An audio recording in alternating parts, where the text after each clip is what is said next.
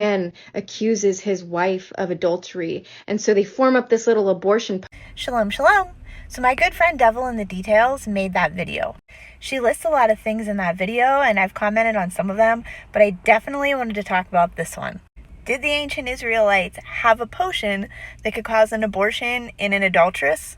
With everything that's been going on in society, I see a lot of people reference this, so let's break it down. The Israelites had really strict laws whenever it came to adultery. If a man and woman were caught committing adultery, they were both put to death, and typically they were stoned. The Israelites took adultery very, very seriously. It's also important to note that there has to be a wife involved in order for the relationship to be adultery. So if you're a man whose wife committed adultery and you had proof of it, your wife and the man that she committed adultery with would both be put to death. But sometimes there were circumstances where a man thought his wife might have committed adultery but didn't have any proof. In those cases, there was a special ceremony that the priest could perform, which is what we're going to talk about today. If a man thought that his wife was having an affair, he could take her and an offering to the tabernacle and present her and the offering to the priest. The priest would then perform a ritual that included water and dust from the tabernacle floor that would essentially make a potion that was used for this specific ceremony. There were prayers said and oaths were taken.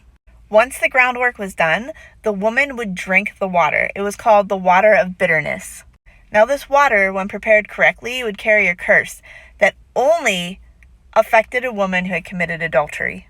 If the woman had not committed adultery and she drank the water of bitterness, nothing would happen, and her husband would know that she had been true to him.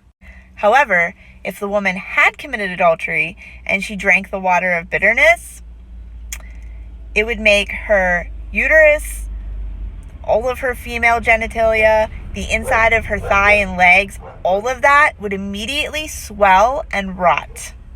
One thing that you have to understand when it comes to this ritual is that in that time, in that culture, having children was incredibly important. Knowing who your heir was incredibly important. This is why even though some families were polygamous back then, they weren't polyandrous, because just knowing who had fathered the heir was very important. The woman who didn't pass the test would literally have her ability to produce heirs taken from her, and she was known as a curse among her people. I've only given the Cliff Notes version of the ceremony, but the whole thing in its entirety is pretty intense.